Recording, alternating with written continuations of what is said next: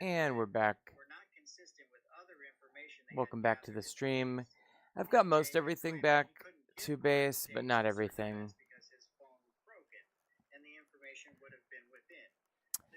But I think today,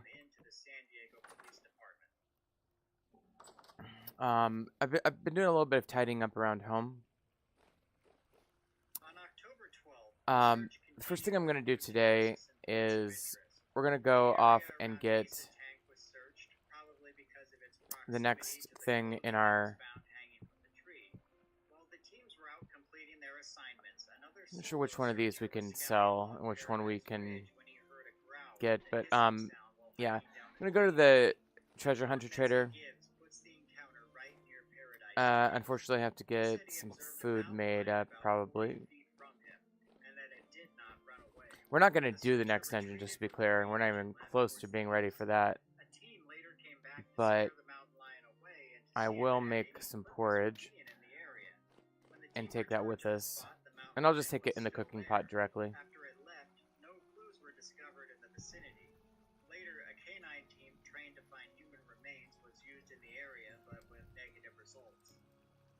Okay, so we'll let that cook up.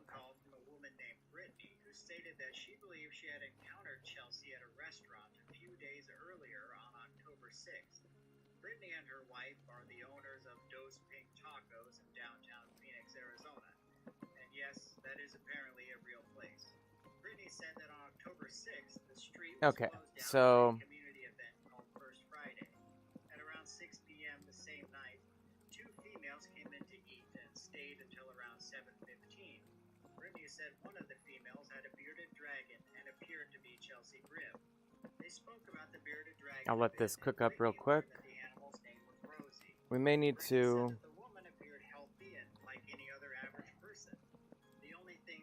We may need to wait until morning. I guess I could sleep on the way.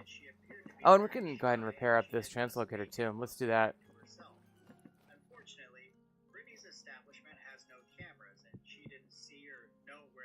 Okay, so I'm gonna do that, and then we need.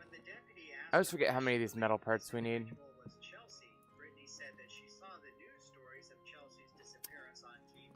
Okay.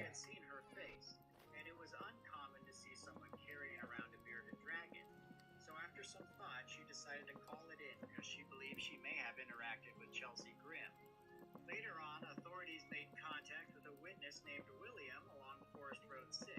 William said that he spoke with Chelsea Grimm on September 30th, the same location where her vehicle would later be found. He said that at the time he was driving by with his friend David in the car as they were going to do some wood cutting. As they drove down Forest Road 6, they saw Chelsea's Ford parked in the middle of the road around noon. They didn't notice anyone in or around the vehicle at that point. When they were driving back through the area around 5:30 p.m., the car was still there, but Chelsea was sitting in the driver's seat. William said that he pulled up and spoke to her through his window. Okay, there we go. Asked if she needed any help, and she told him that she didn't. And we got 9.6 servings, so some bonus servings there. Alright, so we're going to go and we'll sleep at the trader on the way. But I'm going to go ahead and follow this down the mountain. I've been doing a little bit of pathing work, just off and on over here. It's going to take a lot more work, but I think the path is going to come down through here, and then there's going to be one going this way. It goes up to here, and it's going to go up around to the chicken coop. There's a bridge I made.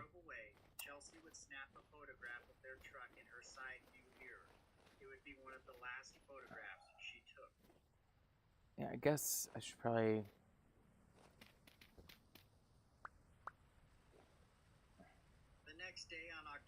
Yeah, I need to make this. Contacted Brittany to get more details about her sighting at Dos Pink Tacos.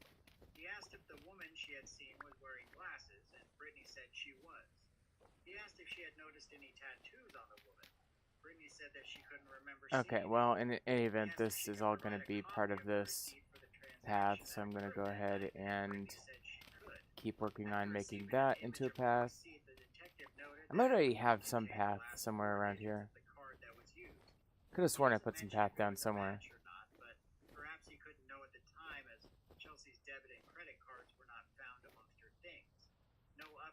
ever given on this later in the report.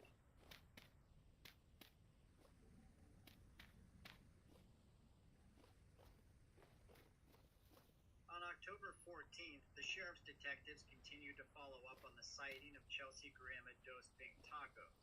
Looking at a map of the area, they noticed that there was a Circle K and a marijuana dispensary on the same street. Alright, so...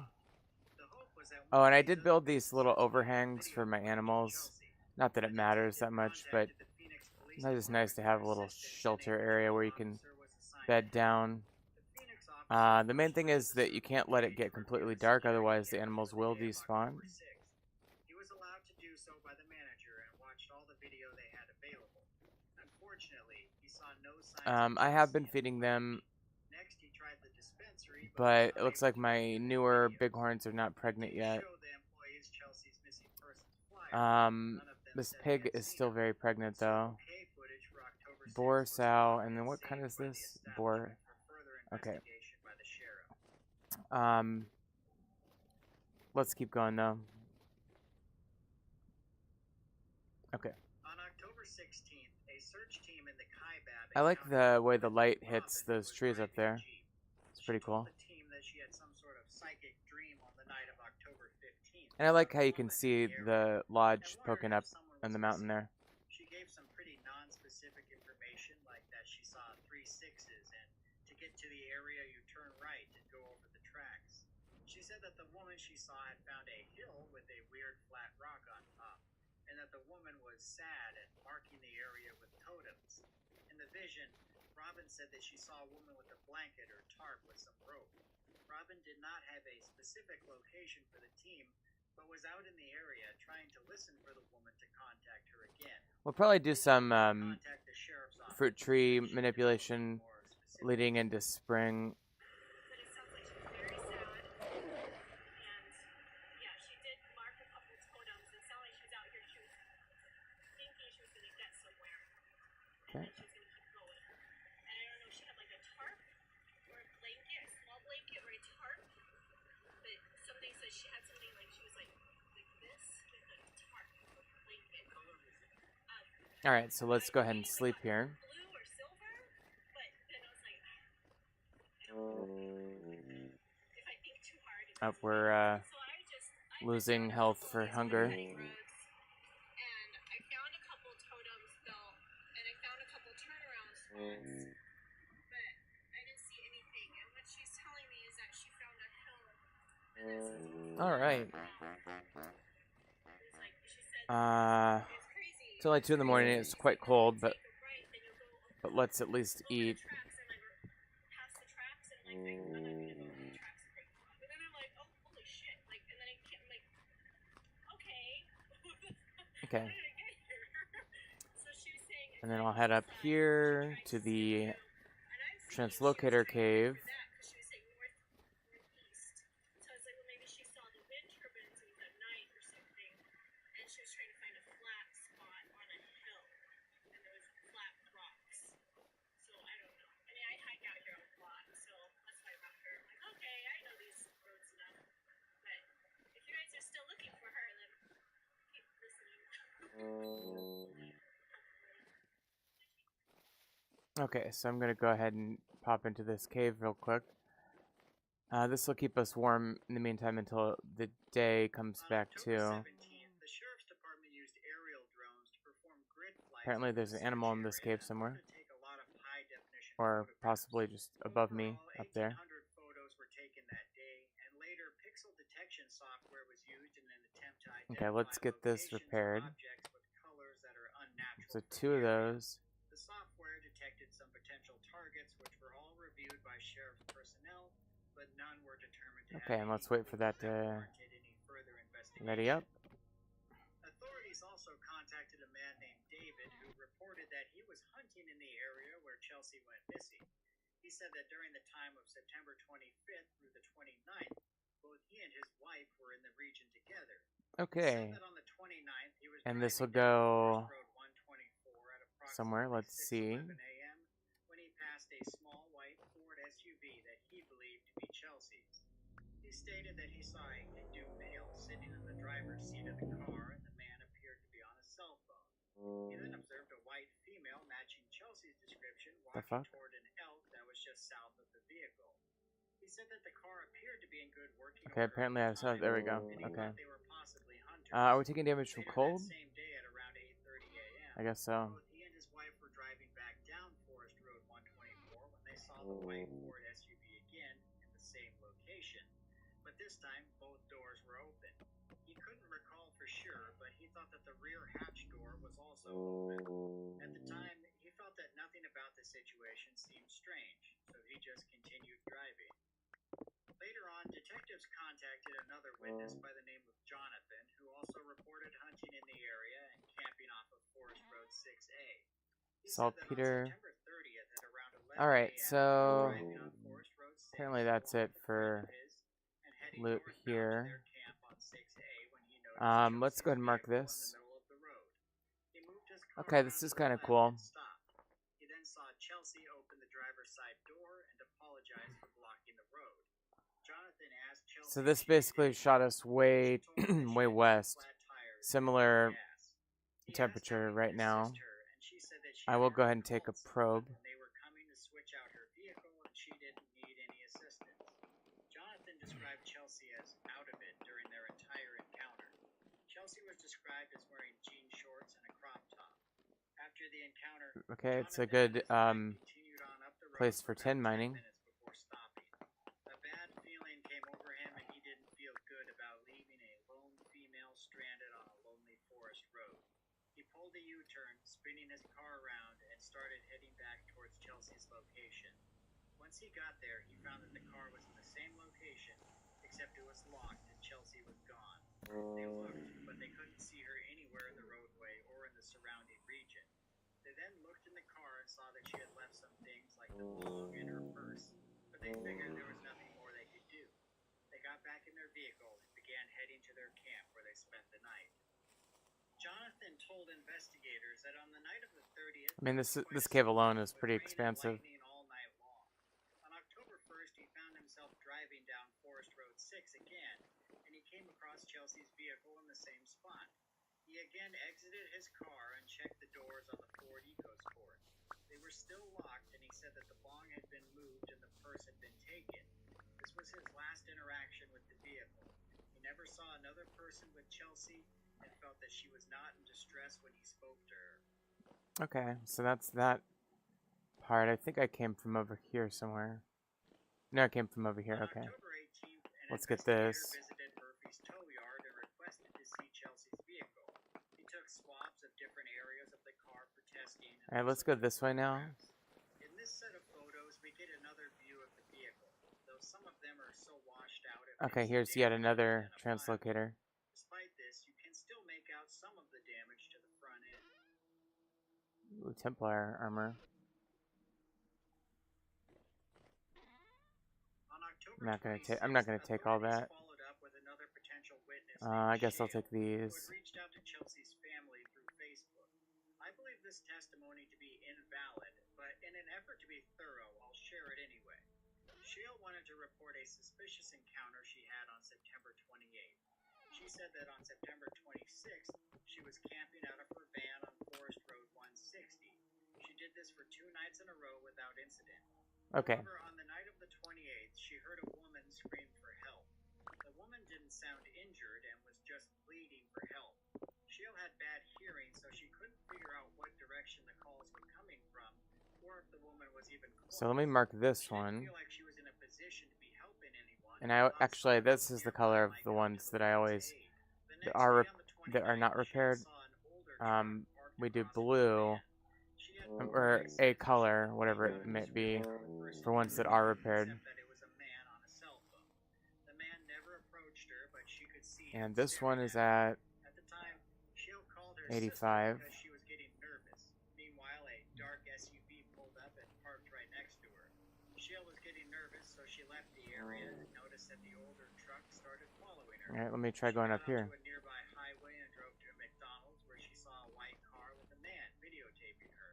Okay. She again felt unsafe, so she drove to a gas station in Mayer, Arizona, where once again, someone in a black and red truck. Okay, this is the same dungeon that we had closer to home. This whole story has significant indications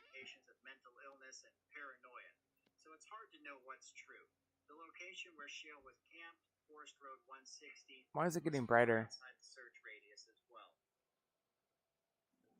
That was weird. On November 1st, authorities with the assistance of San Diego PD gained entry into Chelsea's residence. While there, an investigator went to go speak with her neighbor, Ryan.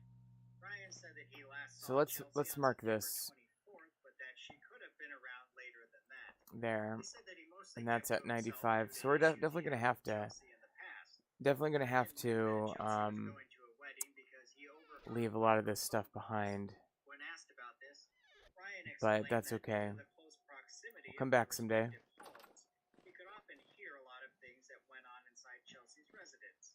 He said that Chelsea once tried to get a restraining order on him because she felt like he was looking in on her.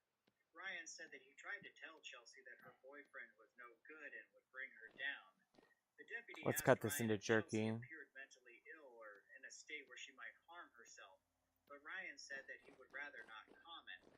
When asked if he had observed Alright, let's see if there's any silver here. sold from Chelsea's home, Ryan said that for his safety, he would not answer the question. The authorities were allowed entry into Chelsea's home because her landlord was there to help facilitate the search. The landlord had not heard from Chelsea since September 26th when she received a text saying that the rent was going to be a little late and that she was not going to be home in time to give it to her in person. The landlord was aware that Chelsea's boyfriend had been living with her for a while, but also said that he was recently There's that removed other from the residence translocator. due to not being on the lease. As authorities looked around Chelsea's home, they took photographs of all Alright, I her think this is rooms, where we came some from. prescriptions Let's in her just bedroom, and some pages in her notebook that was left in the kitchen. Overall, there was nothing in the residence that indicated any unusual behavior or events. Is this where the translocator is? Yeah, okay. Let me go this way a bit and see if there's On December anything 6th, a couple months into the happening this investigation, direction. authorities were contacted by a regional supervisor for the Arizona Fish and Game Department. Her name was Karen. Karen stated that she had made contact with Chelsea Graham on September 30th, just off from Forest Road 6. She even gave coordinates for the encounter. Karen estimated that it was midday, Okay, we do have 10. roughly noon, and Chelsea was alone, though she had some of her belongings on the ground behind her car.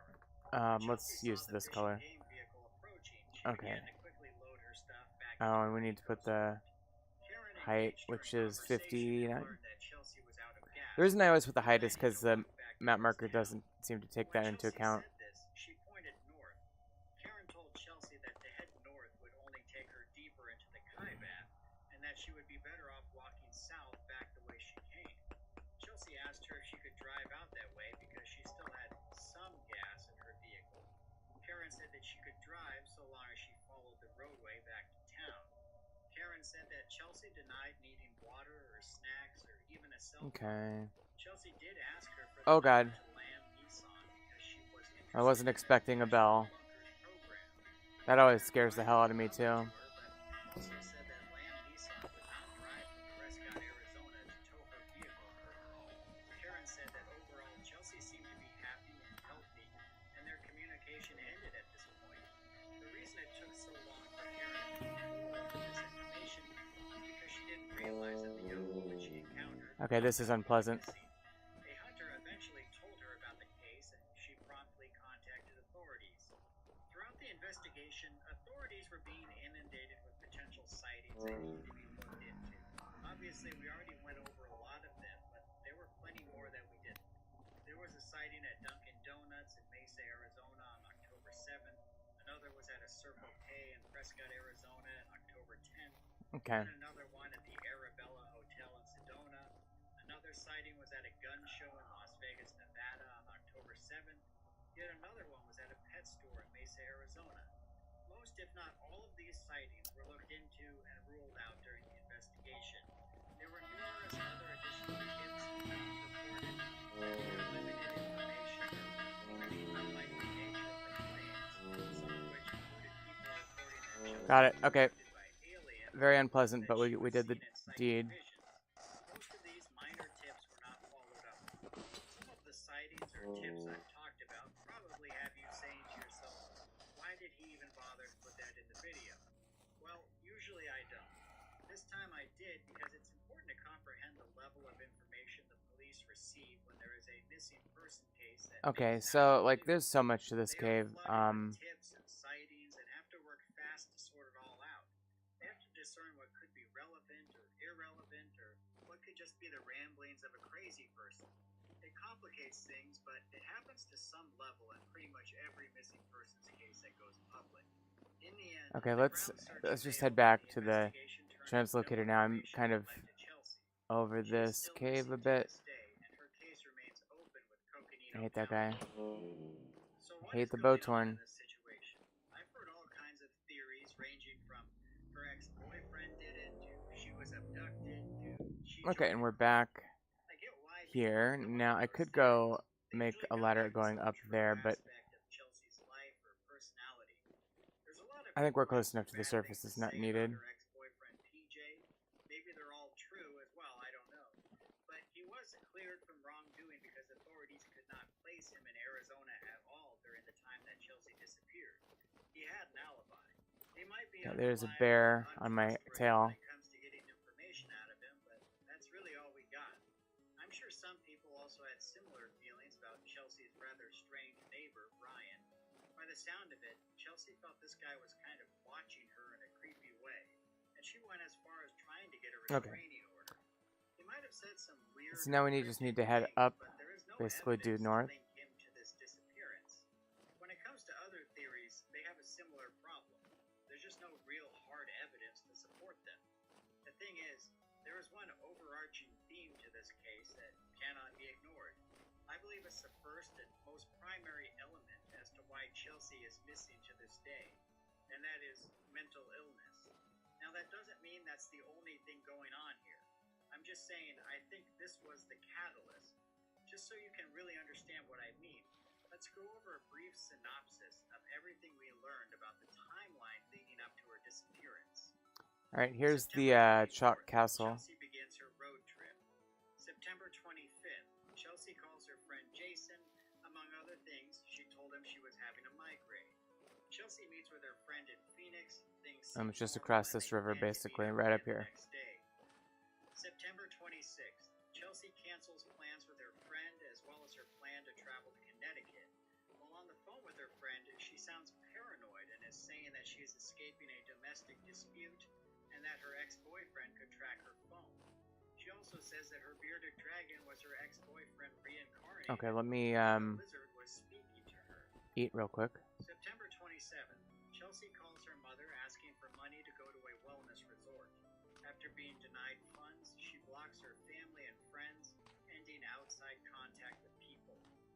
September 28th, Chelsea tries to check into the Aztec Motel and also tries to pay with euros as she is staying off the grid. Chelsea encounters Williams PD, and while parked at a graveyard, is questioned from roughly 7:40 to 7:50 p.m. Okay, let's talk to this guy. I went to that ruin. Chelsea drives onto the property A structure housed a massive device in a library.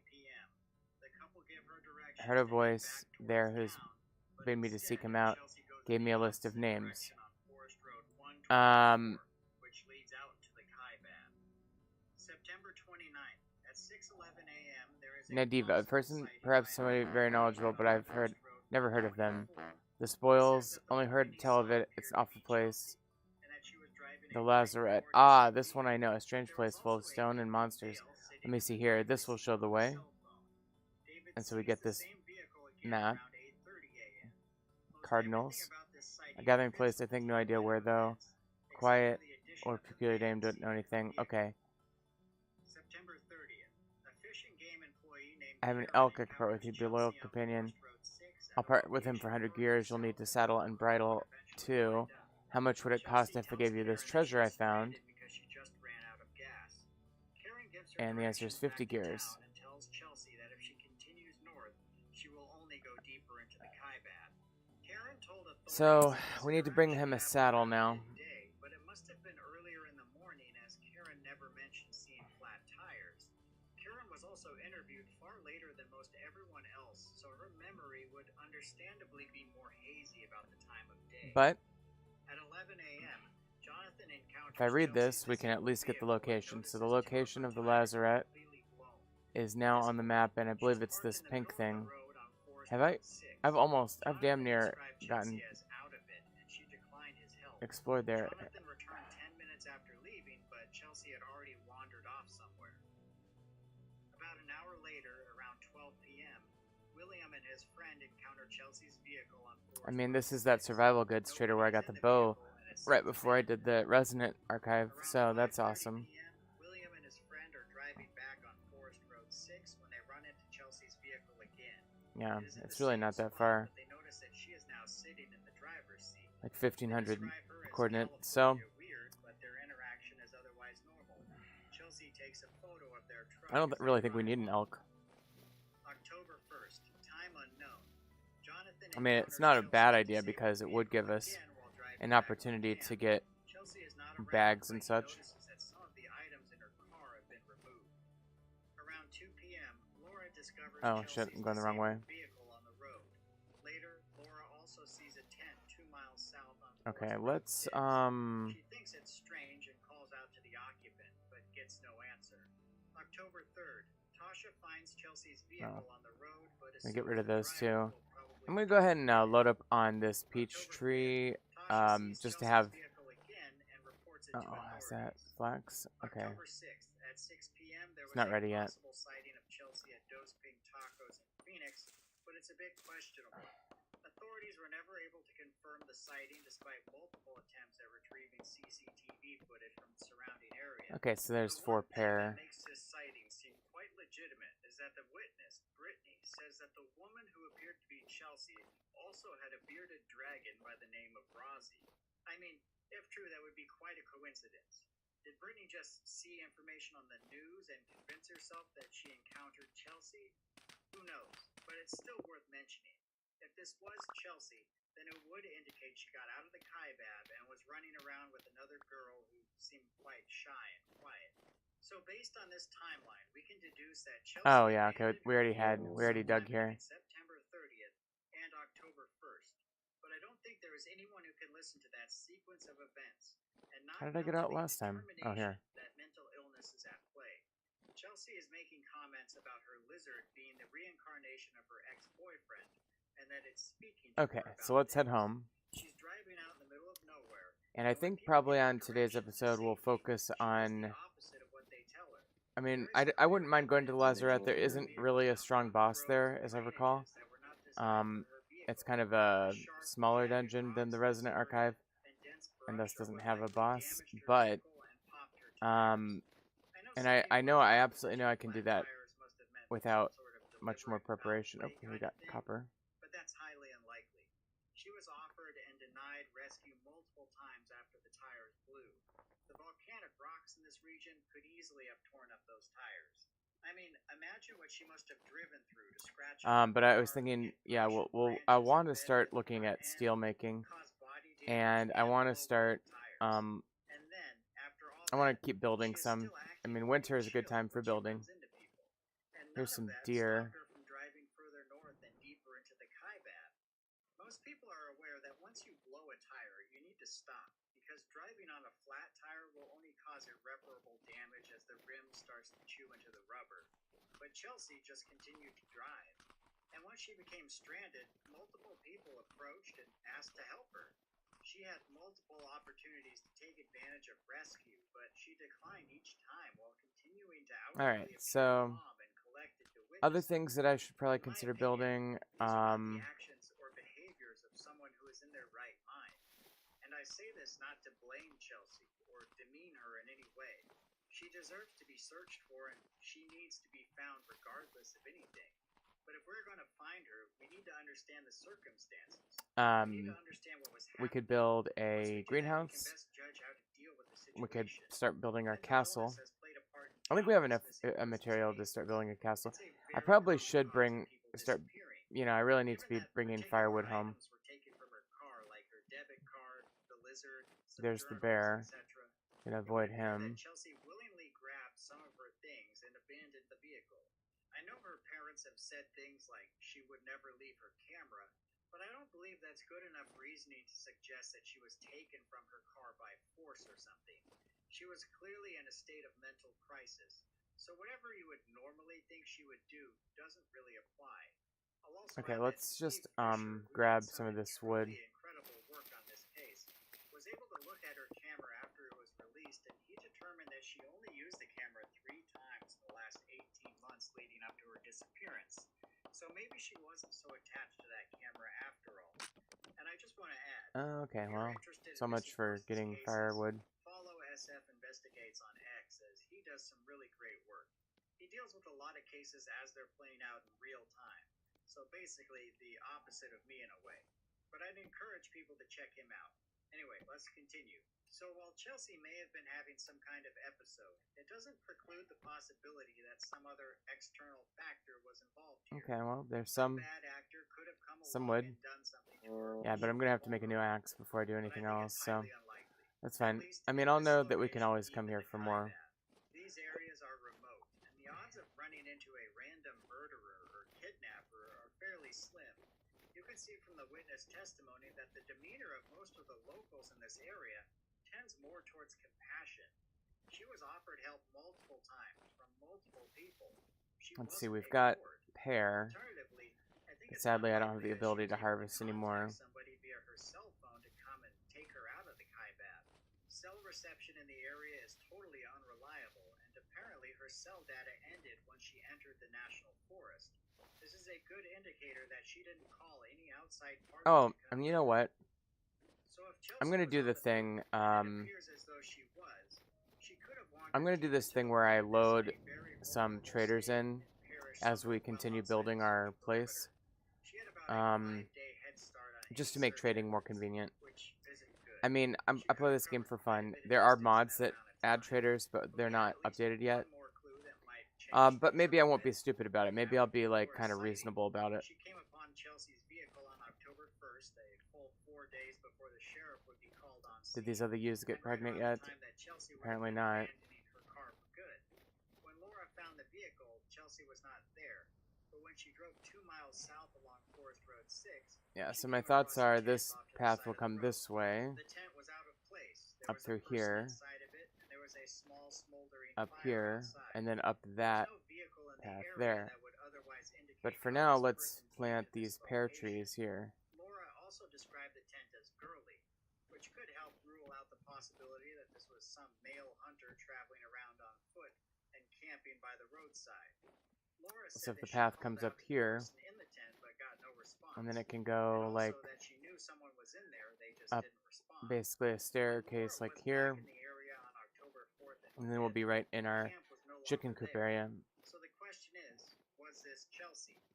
Well, you might say that the biggest issue with this idea is that a tent was found in Chelsea's vehicle when it was searched. So how could she be in a tent on the roadside if she left her tent in the car? I can't really say how common it is for people to bring 2 tents on a road trip. I've never done or seen any polling on this. I know I do it every time I'm on a road trip. Sometimes I even bring 3 because I'm a strange individual. You know, you have different tents for different situations, or maybe you just want a backup tent. But I always at least bring a larger tent and a smaller backpacking tent. Could Chelsea have done something similar? It's certainly not out of the question. For the sake of argument, let's say that this was Chelsea in the tent. Well, then she would presumably be heading Is this the south same based design? on her Yeah. location. She would finally be following the directions of the Fish and Game officer. If she was heading straight south, it would be more than 10 miles before she hit a highway. If she made it, it's possible she could have gotten picked up by someone. If things happen that way, then she could be anywhere.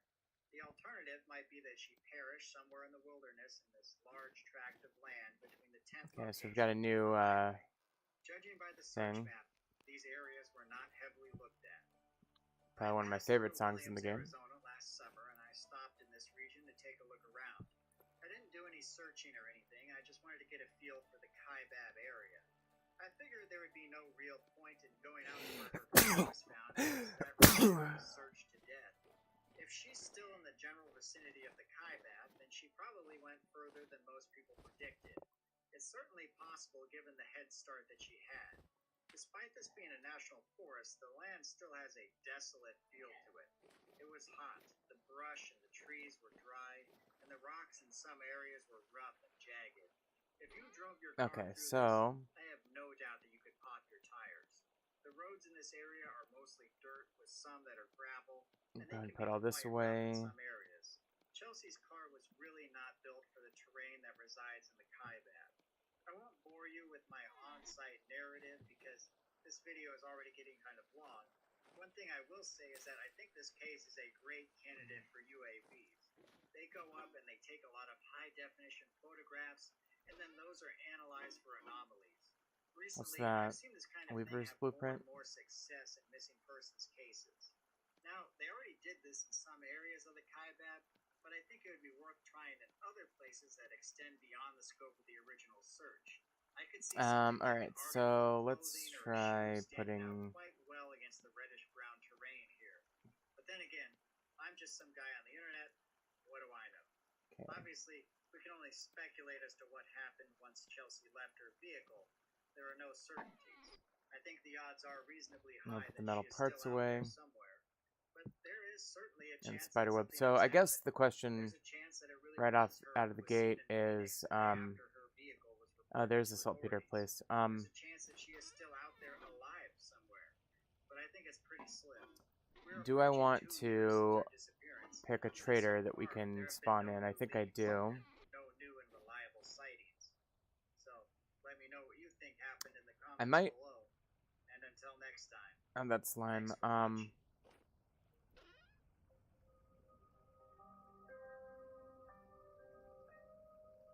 One second.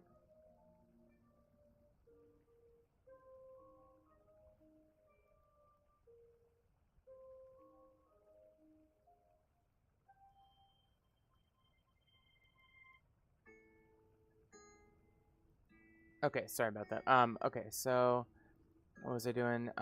Putting stuff away. Okay. Putting this back. I gotta find where I put that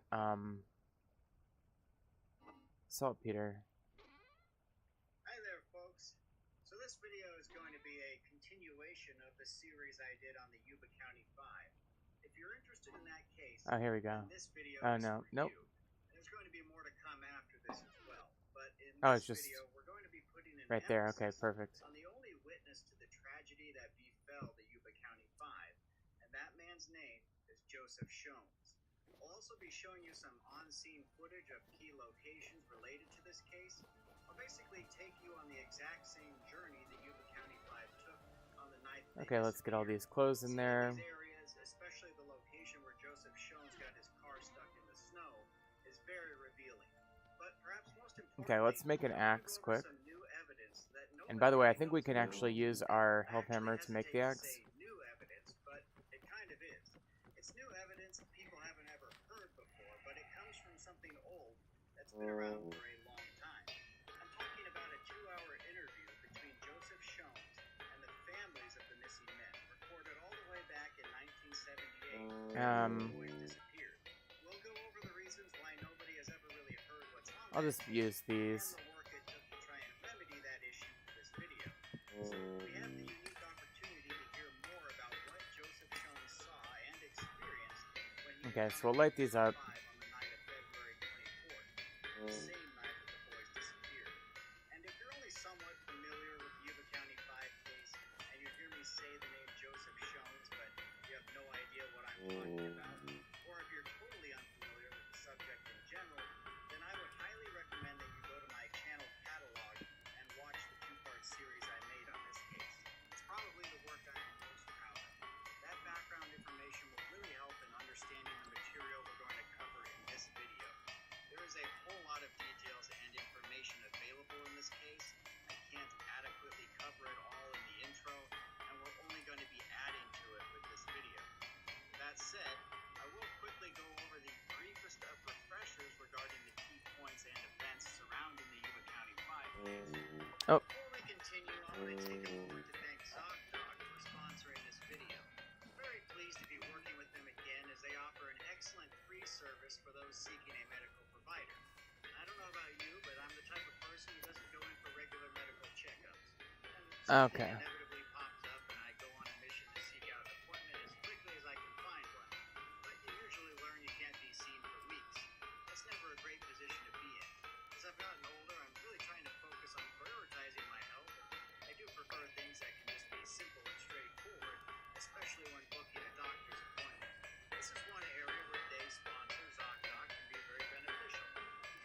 I'm gonna go ahead and start building out my sub inventory by putting the what's it called, the saw down there.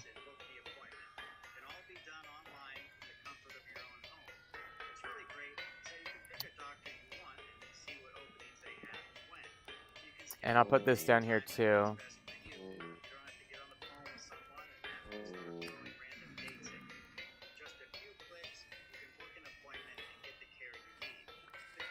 Okay.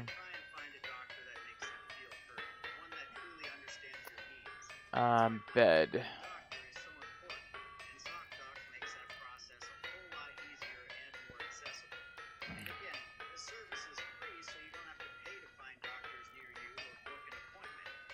I know that if you use these, you can make a bed. Oh, we can use, so we can, a wooden bed is 8.5, this bed is 9.5, that's probably what we want to stick with, so we already have that, so that's good. Okay, we'll go ahead and make the axe.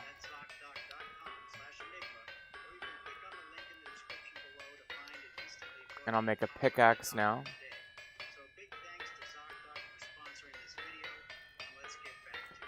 And then we'll make, let's make some more of these nails and strips.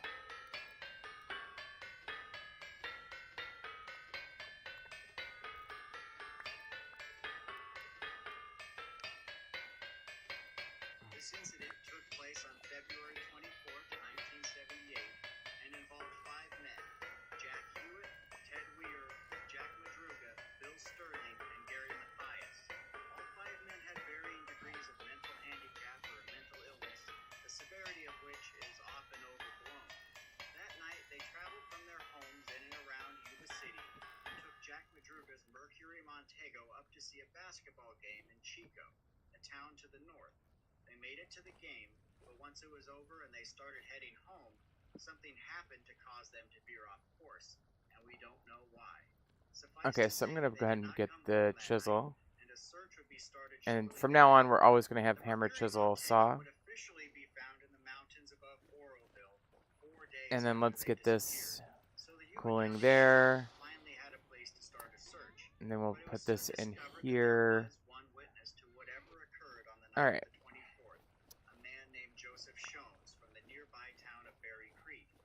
And we'll put these here. Cool. And I'll put the extra axe on the wall. Later that night, he claimed to be awoken by a car pulling up behind him. He heard some whistling sounds, saw some lights. Okay, so People walking around. Now, Joseph Shones has told many different versions of this story, and none of them are very consistent. let me go up here Go a little something like this. He and called check for help on back our home leather. It and looks like drove we've as got a far little as bit, he believed he was dying from a heart attack. 0.4 days left on that. Mr. Shones then exited his vehicle and climbed a snowy hill nearby to give himself a better vantage point. Okay, we'll go ahead and take a He rest. looked down at the road. He saw 2 vehicles: the Mercury Montego that belonged to the Yuba boys, and a reddish truck parked behind it at an angle. Mr. Shones never pinned down the number of people he saw. In one case, he stated there were anywhere between 2 and 12, which is quite a range. Either way, despite Shones calling for help from atop the hill, he claims everyone piled into the red truck and left Okay, the area. so Shones would spend the rest of that night in his vehicle, and his car would probably eventually what run out I'll of do gas, which now meant no heat. The following morning, he made a roughly 7-mile walk down the hill to a bar called the Mountain is House. After arriving have a at bite to around eat 9 a.m., first. he sat down at the bar and made an interesting statement to the bartender, saying, "I should have done this 2 years ago." 2 patrons of the Mountain House offered to give Shones a ride back to his home in Berry Creek. There we At the go. bar, Shones told these 2 witnesses what happened the night Okay, prior, so except he told now them the question completely is, what do I want to different make story. In this version, he said he next? was Now, I still do need to on the make road with a our car that pulverizer, so closely he felt he had no and I need to opportunity make to a turn around. clutch and transmission. Let's start When he tried with, to go uphill in the snow, his vehicle became stuck and he became very angry. He blamed the entire situation on this other vehicle that had been following him. After getting dropped off at his house, Alright, let's make these into boards. hospital for a mild heart attack. Once contacted by the police, Mr. Shones never Okay, so to make the transmission and clutch, okay, that's fairly easy. the search for the Yuba boys continued and Probably need to make a new saw soon. the case wouldn't see a break until Okay, we need June more when the snow sticks. melted and Ted Weir would accidentally be discovered in a forest trailer near the Daniels Inc. campground. His body was wrapped in sheets, emaciated, and showed signs of severe frostbite on the feet. Afterwards, 3 other boys, Madruga, Sterling, and Hewitt, would be found in relatively quick succession, their remains being found along a forest road that leads to the trailer where Weir's body was found. What am I doing wrong here? Died almost one after another as they struggled through the snow and cold to find shelter. The only man who wasn't found was Gary Mathias, and he is still missing to this day. Not really sure what's not right about this. Do I need a different type of wood? Which I will link in the description. But let's move on to some new evidence. Fat and resin, yeah.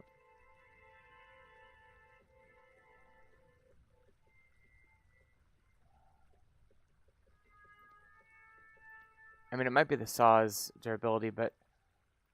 So I'm sure most people have probably never heard of this, but there exists a 2-hour conversation where the families of the missing Yuba 5 basically question and interview Joseph Shones, and one of the parents recorded. By the way, the I have this recording thanks to another researcher.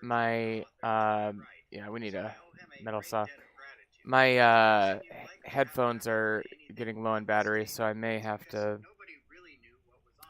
stop the recording and pick it back up later. Let's just say not great. You can tell people are talking, but it sounds like it was recorded underwater by a freeway with waves crashing over it from time to time. Alright, well, I guess I'll just make these. Raw sample, just so you can see what I mean.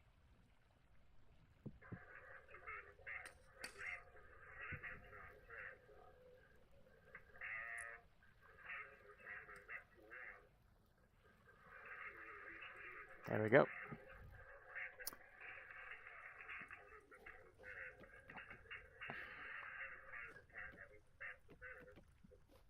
It's always interesting to see whether this is going to activate when you place it down or not. I'd say it has about a third of a chance each time. It might depend on how fast the wind is blowing. This is a sure thing, though.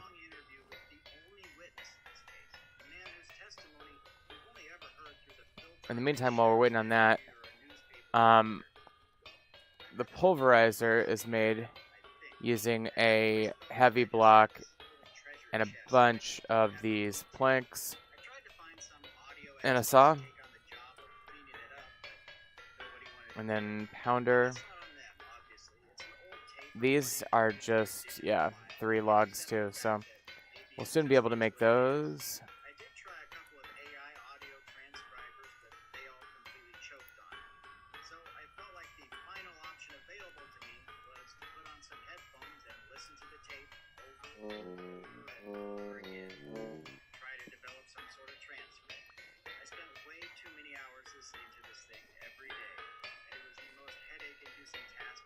Okay, while we're waiting on that, let's grab a handful of these logs.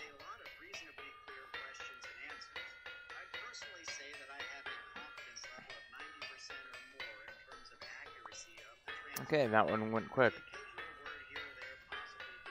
Let's get the saw, and I'll just place this one down here.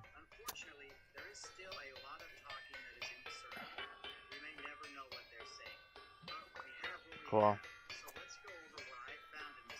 Okay, and we'll go ahead and make the saw. Okay, so now we can go ahead and try this again, this time with a better saw. Okay, still not sure what's not working right here. That.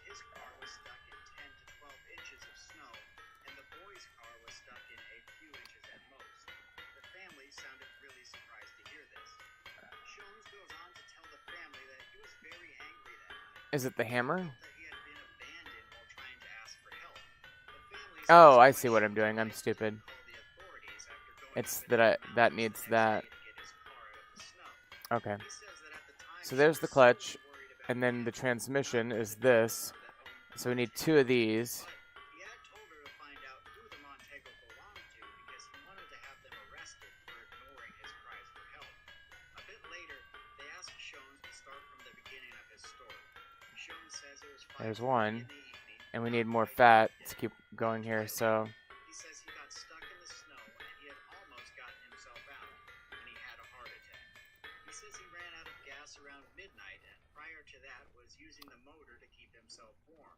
Shones says that he later thought about stealing the boy's Mercury Montego to get to safety. okay. And but the incidentally, policeman didn't. When asked what time the we can go ahead and make the U-boat was called pounders abandoned, too he while says we're it was thinking about it. sometime between 11 and midnight, probably That's 1. 11:30 p.m. And that's He says that 2. when they pulled up, he didn't hear any Okay, talking, next. but he heard some whistling, and later he begins whistling as an example.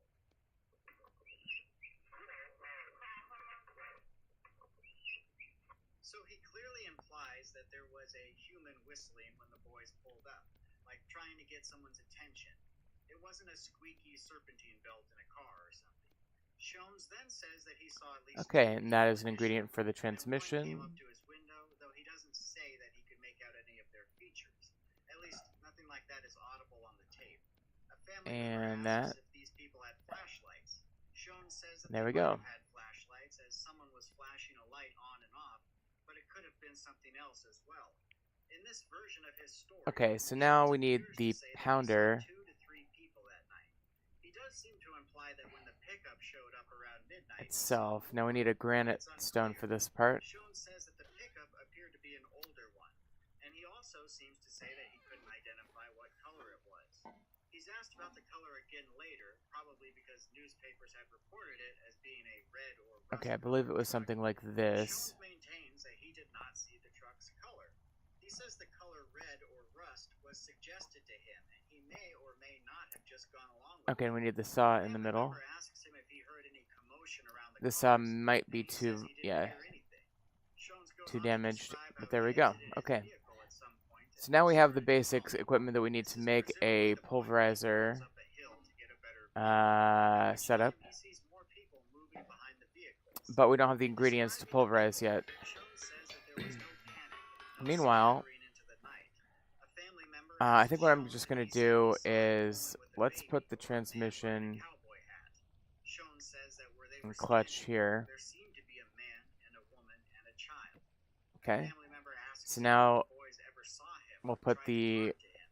Shones says clutch that while he was there. in the car, he was laying down in the back seat, and with the little light that they had, There we perhaps go, and it's all working great. And then we just disengage and it would simply turn off.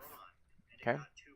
Now in the meantime, we can always consider placing this kind of like here. Oh. Because of this, he says there's no question about him not being seen by the people More like behind that. him. But he says these other And people then, couldn't get the Montego out of the snow, and you they know, couldn't the get it pulverizer started, toggle so they goes left. in there. Shones says that it wasn't all And it that kind of cold up fits there right that in night, there, you but see. bear in mind that he And had been then sitting in we'll his put car. He this doesn't seem to know how the boys here. and others left either. His And only that way, if we ever response break is, this, we can "They make were there this and then they were gone." be functional. I got to thinking Now, in they order to were be never functional, we there. have to put these two things Shones here. goes on to describe his 7-mile And then we have to walk coat to them with the these mountains the two morning after the incident. metal He parts. says that he So was now forced we've to got a walk fully out with functional tracks to lead him to a pulverizer, house and to or prove that something it's he could functional, break I'm going to into break to find a this phone or a radio to call for and help. engage Shones would this. later state that he had never been up in this area before the night of February 24th. The family members And seem I to could make express another skepticism transmission and about clutch someone being able to for that drive one up too. that mountain road without knowing it well. Shones seems to Okay. hint back that he has So we know that's experienced working. We're going to have to exposure work on roads, automating it at having some lived point in Berry too. Creek for a while where rough roads are common. The family had the same feeling Alright, about the but in the boys. meantime, we know They that had it's a tough working. time So believing that Jack that was is good either progress. good or Very good would progress be able on to our navigate the road automation up into the mountains. of everything. But Shones says that the road is no problem, and that there is only one set of ruts, so there is only one place to drive.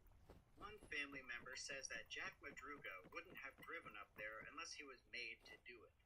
Shones is later asked if he was intoxicated that night, having been to 2 bars prior to getting stuck in the snow. Shones says that he wasn't drunk.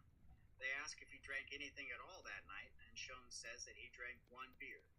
After leaving the mountain house, Shones says that he didn't have anything to do, and he realized that he hadn't been up there in the mountains before. So he decided to just go and check it that's out. good.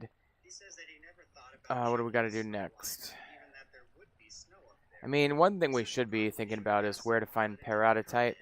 Now, I know I've been in caves. I think over here I found some peridotite, which means that Ulvine could be over here. And we might want to get some more iron anyway, so maybe that's what we'll do. Later, a family member asked Shones if he begged the Yuba County Sheriff to get a lie detector tester, ask him questions under hypnosis. But we Shones need says that food. He didn't beg them, but he made the suggestion. Later, it is clarified that he was not hypnotized because the sheriff was worried he might relive a traumatic event and cause another heart attack, and the sheriff was afraid of a lawsuit. Why he wasn't put on a lie detector is unclear. One of the family members states that they once had a heart Okay, let's attack. go ahead and put They those weren't there. even able to walk out of the house to get to their car, signaling that they are a bit incredulous that Shones was able to walk 7 miles after a heart attack. Shones says that the doctors told him that he was already Oops, that's not what I meant to do. self-stabilized by the time he started his walk to the mountain house. Shones then gives the family a prescription he had received from the doctor to treat his heart attack, and a family member reads the note into the recording device. It said that Shones had a mild myocardial infarction heart attack, and Shones wasn't to be bothered by police and reporters for 2 months, and signed by a Dr. Davis. Shones later tells the families that he knows for a certainty that he Okay, saw so we'll wait nothing for that to night cook up, and then we'll his go wife to where we think the lying down peridotite would make is. him forget. He thinks he is a pretty strong person who already had some experiences in the war. I mean, I guess I could That make kind of thing start working on the happened other clutch and This seems to be transmission. in response to some more questions about undergoing hypnosis. Um, Shones is asked about his prior work history. yeah, let's and just he do says that this. He was a social worker, working with mentally handicapped people and alcoholics. Shones briefly speaks about his mentally handicapped daughter, who was 18 at the time. He said that he had taken her up to that area a couple times before and asked her what she would do if she were in the Yuba Boys situation. His daughter apparently said, "Head down the hill, no question about it." Shones is asked if his wife knew that he All right, let gave the me interview that day. He says do she that. doesn't. It is a bit unclear, but the topic of his wife being in politics and the possible negative blowback of the Yuba 5 case and Shones' involvement seems to be brought up. Lastly, a person who is likely Jack Madruga's mother makes a long statement about her son and his capabilities. She appears hurt Okay. that the newspapers were calling him retarded. In her eyes, he wasn't. She says that he was just bashful and timid, but he had finished school, gone to college, and was in Vietnam. She felt certain that Jack would not have gone off on a road like that. There is more, but that is the most interesting stuff with audio that is recognizable enough to draw a conclusion. So, if you're already familiar with Joseph Shones' different stories, And then you then, might have picked up on some interesting alterations what do I need his to? story during this interview. For example, Shones told the I parents need the that he 8 could only have boards 1 there. beer that Okay. night, despite visiting 2 bars, the Brush Creek Bar and the Mountain House. Shones told the Yuba County Sheriff that he had 1 beer at each establishment, so 2. But the bartender at the Mountain House that night distinctly remembered that Okay, there's Shones the had 3 transmission. beers at the Mountain House alone. And then the Bartender clutch at the Brush again Creek Bar wasn't interviewed, so we really don't know how many he had there, is but he clearly seems to be trying to hide the fact that he was 2 likely and 2. drunk that night. The amount of beers he drank that night And we seems need to 8 diminish more with each logs, retelling of his story. or 8 of Let's those. move on to the reason that And Shones was up there in then, the do we first need? place, Oops. which he told the parents that he only went up to the mountains because he had Clutch. never been up there before. Need one He more never considered of that there these. would be snow and didn't think to ask the Mountain House bartender if there was, or if it was even a good idea. But he told the Yuba County Sheriff a completely different story. He headed up the hill to check the snow line. He explained that his family would be up over the weekend, and he anticipated they would go play in the snow. And he was curious where the snow line was and wanted to kill a little bit of time. The families had likely heard this same story when it was reported in the newspaper. Okay, I'm gonna go ahead and But in leave their this interview with Shones, right he here. completely denies it. He says he wasn't looking for Okay, anything, so he we've just got wanted the to go second for a clutch and ride, transmission basically. now, and At I'm a just later gonna go ahead and point, he says he was plug just this in messing right around. here. I'll add a note from the Mountain House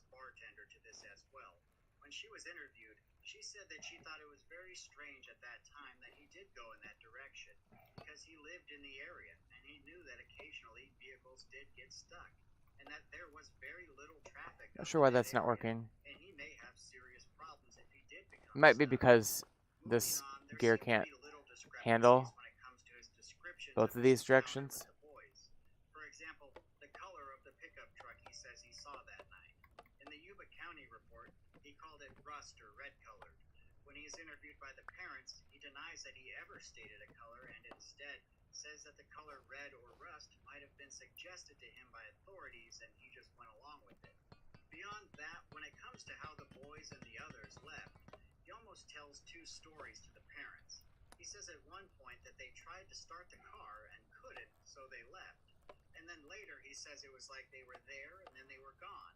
And he wondered if he had ever even seen them. Yeah, I think this thing can't handle both of these directions. So what that means is we're going to have to get a bigger wheel here. I'll do that off camera. That's kind of complicated. But we've got good components here in general, so we're in pretty good shape. Okay, so we've got that. Let's grab our bowl. And we're looking for olivine because we need to make refractory bricks. Tier 2 is made with olivine. We also need to find bauxite. And that may take a longer time. Can we buy... we have 63 bauxite.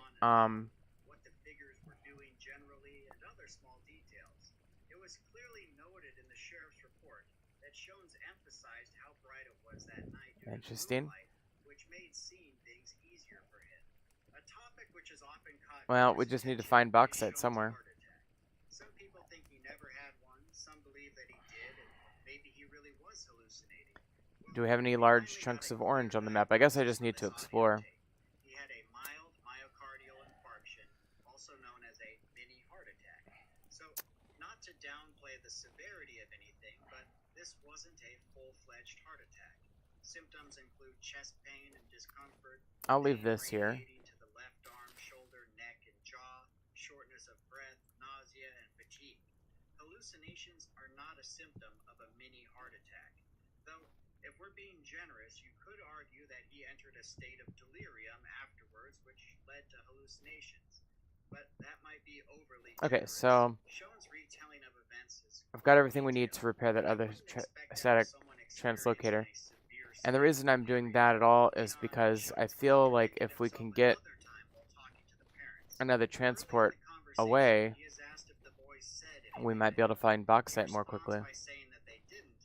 Since he was laying down in the backseat of the car and they didn't have much light, perhaps they weren't able to see him. But only minutes later, he's talking about how he had his headlights and taillights on and his car was getting too hot, but he couldn't reach the heater controls. Instead, he would crack a window and the door to cool himself down. When he cracked the door, the interior light would come on. He then says there is no question about him not being seen. This makes sense. If the interior light was on when someone approached his vehicle, he should be clearly visible. But he maintains that nobody spoke to him throughout the whole encounter. You might have noticed that most of the time when I'm pointing out these contradictions, I do love a good wolf pelt. I'm comparing it to the statements he gave to the Yuba County Sheriff. Mr. Shones gave Let me go kill these pigs too.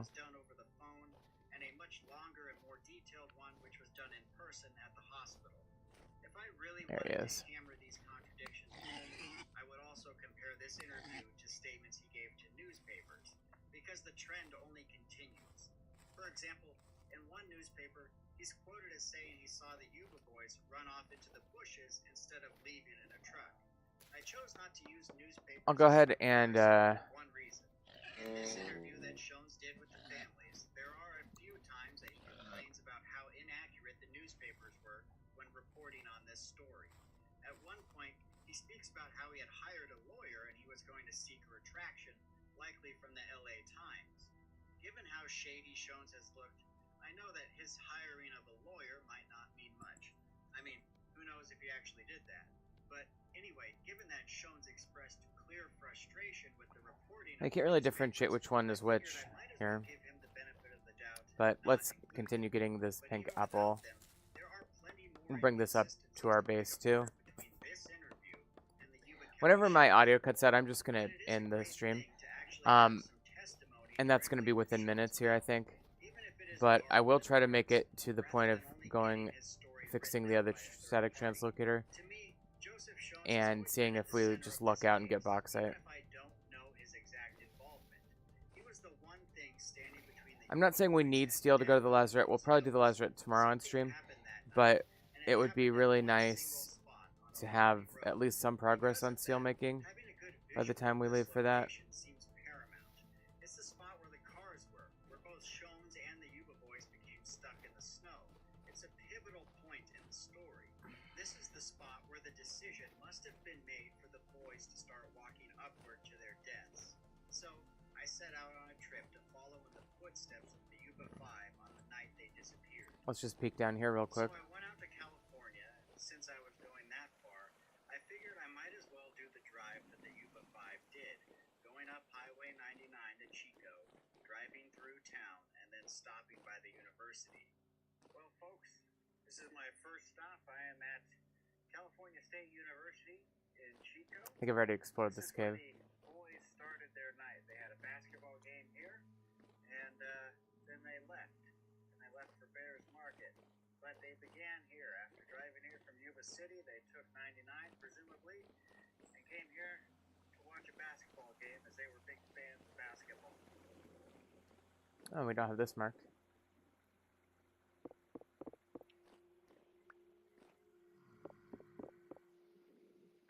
Now, this is just a brief stop in the night. Probably nothing of any incident happened here. Everyone said they were acting normal.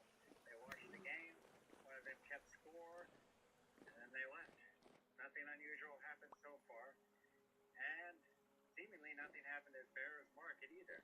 But for some reason, they left this area, started heading back on 99, and took a wrong turn. So let's start heading in that direction. Moving back through town, Absolutely no loot. the boys stopped at Crazy. Bears Market and got some snacks. And then There's they one must have rusty hit the gear, I highway guess. again. This is where something strange happened.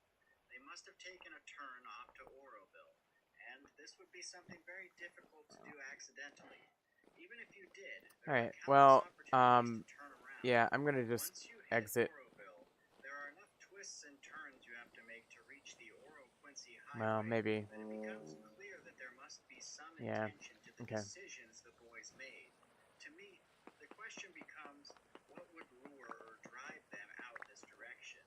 Once you hit Oroville, there are countless different directions you could go, countless places to pull over and assess your situation.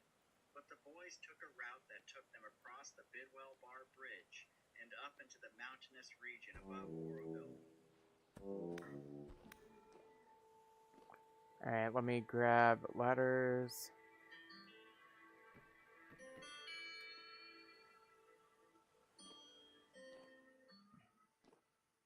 And we'll just go out the rest of the way this way. Okay, let's continue heading for the translocator that we know of, which is over here.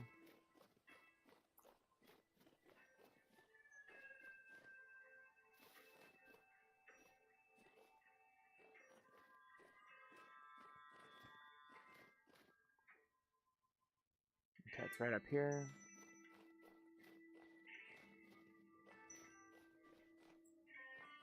As you start traveling up into the mountains, the road is windy and the going can be slow. Again, if you were lost, there would be so much time to talk and assess the situation. Their drive up into the mountains would have taken about an hour. Alright, let's go ahead and head on in. Time to talk about what was happening, but never once did they make the decision to stop and turn around. You wonder what their conversations must have Okay, been now the like other when they traveled up translocator this is way. right Was their talking light and cheerful? Was it over here. tense and Oh, that's quiet? it. Or that's Were they 10. arguing? Was Oh, I this don't think I drive went down here yet, somehow did I? against their will? It's a Is that a question saw we'll blade likely locust? never have an answer to. But at night, this In any road event, becomes we'll a add the dark and 10 lonely one, with no lights at and rarely 68. another vehicle on the road. When I imagine what their drive must have been like, Yeah, it is a saw blade. I see Okay. it being Don't really want to tense fight and quiet, him. with Jack Madruga slowly and cautiously making his way up this road. Driving on a So we'll winding go this road way in the instead. dark almost forces you And drive then, this way. They continued up for miles until they reached the snow. yeah, I think it's just right over here, isn't it? Turn around. Yep.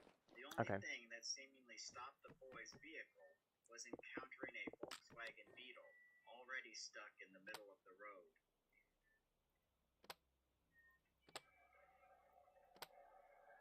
Okay, so we'll go ahead and wait for that to populate.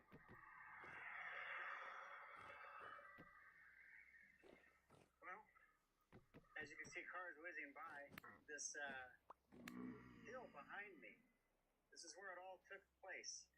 This is where the Montego got Okay, stuck. let's see where this This goes. is where Sean's vehicle was found.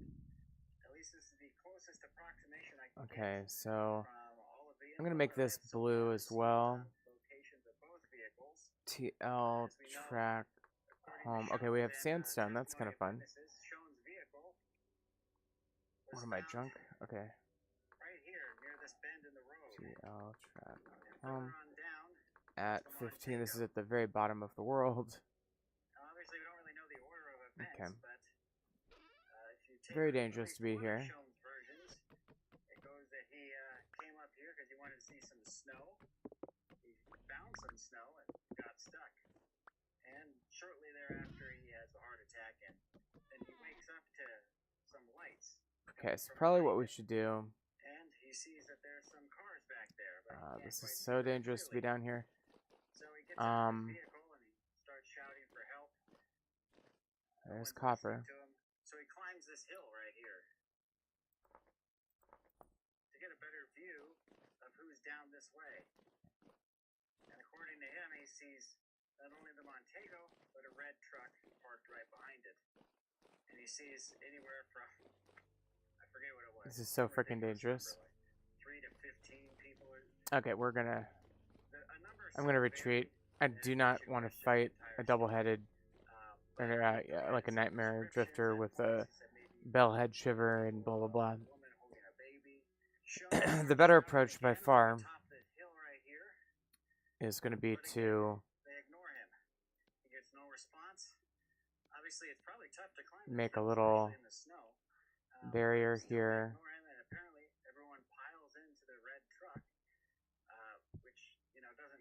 If there's as many as 10 or more people, but he says everyone got in their truck and drives away, leaving the Montego here, just in the snow apparently. But everyone who saw it said it wasn't really stuck; you could get it out real easily. So that really puts a lot of questions on Sean's story here, because that doesn't make a lot of sense. And of course, as we know, Shones is a completely unreliable narrator. He's told many different stories as far as this goes. The first one he ever told was that he was being followed up this highway right here by a car. Okay, so that's fairly secure. Now, yeah, the safer move here is to just go up this way. Now, unfortunately, I do not have enough ladders to make it up, but I can at least start, and maybe I'll get lucky and intersect a cave system that's higher. That could be more useful. I should do a probe as well. And he was really angry about it, so angry that he started having a mild heart attack. One. Supposedly. But then what? What about the people that were following him? He didn't say anything about that to these witnesses that heard this first story. And again, these were the people that gave Shones a ride from the mountain house back to his home after he made the long walk from this location down to the mountain house. 3. Which story Okay, do you believe, really? copper, bismuth, sphalerite, kernite, interestingly enough. Possibly the boys, but again, what would they be doing here? So you got at least 2 stories. The one that Shones eventually stuck with was the one with the red truck. And I don't know that he was ever fully confronted with the first story that he told to the witnesses who gave Okay, him let's the make ride. all these into ladders. The fact that, hey, what did you mean when you say this car was tailgating you to the point that you got stuck in the snow? And there was nothing like that in the reports that I read on this case, which feels like a big missed opportunity in a sense. Okay, I can probably get 60 more, so I can get close to the 100 mark. That's not quite the surface, though. Because he's obviously lying somewhere. Unless you want to go with the story that he was having a heart attack, and so much of whatever happened it's just kind of a mystery to even him that he can't really remember what's happening. Sorry about that, we get a lot of cars on this road still. And you might notice that the road today is Okay, and this goes into shale. actually one of the nicer highways I've been on in California, to be honest with you. Not a lot of potholes. It was easy to get up here. But to me, this spot right here is the most important spot of the entire case. Not the trailer, none of that, because whatever happened here has bearing on this entire, what the cause of all this was. Now, initially, obviously, we need to know why the boys would head up in this direction in the first place. I did find limestone, and I will say that in other playthroughs of this game, I have found that bauxite and limestone tend to be together. So I might do an off-camera look for bauxite by the limestone that I found. It's basically just due north of my base. It's like beyond the chalk area. So, whatever happened here was something serious. It was something that the boys didn't anticipate. Okay, we've got sandstone. For their lives to start heading up instead of down, because they just came from that direction. They knew Oroville is that way, and safety. You can see a lot of people are driving by wondering what this. Okay, we did get lucky. And we've got a much safer cave system here at 81. It's not completely safe, bear in mind. There's still likely to be predators. They're just going to be medium predators instead of powerful. And here's another translocator. Amazing. Okay, so I'm going to go TL at 83. The big question, why did they come up here? And when they got here, what happened? Okay. Yeah, Deep Drifter, I can deal with you all day. Forest trailer, where at least 3 of them probably died along the way. It's something I could not stop thinking about on the ride up here. You just have so much time to ride in that car and think about what you're doing and where you're going. And so, to me, whatever they were doing heading up this way, it seems intentional. It doesn't seem like they were lost. I guess I'll take this. Someone would have said something, the conversation would have gone on long enough that they would have realized they were going the wrong way. So the question is, what were they doing up here? And to me, either they were intentionally going this way for some reason that we just don't know, or some people have suggested that someone else was in the car and was essentially forcing the boys up this way. Others had suggested that maybe there was another car that was following them that was forcing them up this way. But even that, I mean, what, we're talking about a car chase for an hour up a slow mountain road? Okay, so we'll keep going this way. I really can't wrap my head around what occurred to bring them here. I do like the juxtaposition of the shale and the sandstone. And this looks like it would be the path to get to this island. I don't see any bauxite though, although it is nice and it is an unknown trader here. Red herrings in the form of a red truck seemingly, and telling completely different stories initially to witnesses. And again, I put the most bearing on his first story because that is the story that he told before he knew there was going to be any investigation, before he knew that the boys were lost, before he knew that the boys were possibly dead. So, to me, and I never said this in the first video I did on the Yuba County 5, but I've always gotten the sense that what happened was some sort of road rage incident. Now, this doesn't explain why the boys would be here in the first place, but I've always got the feeling that what happened was that the boys were up this way, they started tailgating Shones, he got stuck in this spot, he got angry. Now, it's been known and said a lot of times that the people in Berry Creek and up in the mountains here, this is a very rural area, but the people at that time carried a lot of guns. And I wouldn't put it past Shones to have carried a gun in his Volkswagen. And in the first video I said maybe he threatened the boys, but in my mind what I always had pictured was that he didn't just threaten them with his words, he threatened them with a firearm. And maybe forced them to head up this way. And of course he was probably still buzzed at the time, who knows? But something had to force force those 5 men up this way that they were afraid of.